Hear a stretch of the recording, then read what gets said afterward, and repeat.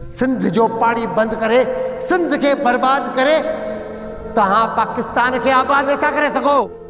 छो त सिंध आबाद आहे त पाकिस्तान आबाद आहे।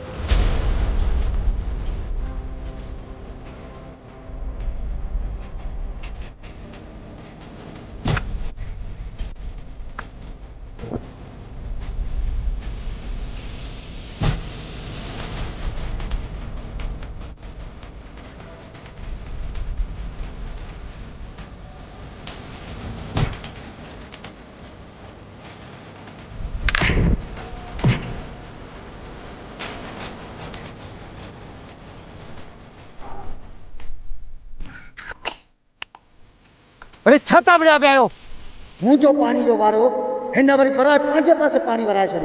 कूड़ तो ॻाल्हाए, पाणीअ वारो मुंहिंजो। वॾा गैरती आहियो ॿई, वॾा गैरती आहियो। अड़े अना परस्तीअ में, हिन ज़ात परस्तीअ में तव्हां पंहिंजो पाण खे विराए छॾियो आहे। हिन मामूली मामूली ॻाल्हियुनि तां विड़ो पिया, झेड़ा पिया कयो। अड़े मुड़ुसु आयो न त उथो, पंहिंजे हक़ीक़ी हक़नि जे लाइ उथो, पंहिंजी हिन धरतीअ जे लाइ उथो, पंहिंजे हिन प्यारे मुल्क पाकिस्तान जे लाइ उथो, जिन खे टोड़ण जूं साज़िशूं पयूं थियनि। अड़े सम्झण जी कोशिशि कयो, सम्झण जी कोशिशि। दुश्मन त चाहिनि इहो था त हिन प्यारे पाकिस्तान जा टुकड़ा टुकड़ा थियनि, हे चारई सूबा पाण में विड़ी चट थियनि। पर न, दुश्मन जी साज़िश खे नाकाम बनाइणो आहे। असांखे हिन ज़ाती झेड़नि मां निकिरणो आहे। असांखे हिन मुल्क लाइ विढ़णो आहे, हिन क़ौम लाइ विढ़णो आहे। असांखे हुन दुश्मन जूं साज़िशूं ख़तमु करणियूं आहिनि।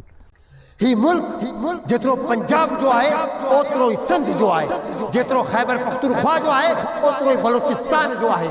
असांखे को बि फ़ैसिलो करणो आहे त असां चारई भाउरनि खे मिली करणो पवंदो। दुश्मननि जी साज़िश खे कामयाबु थियणु कोन ॾींदासीं।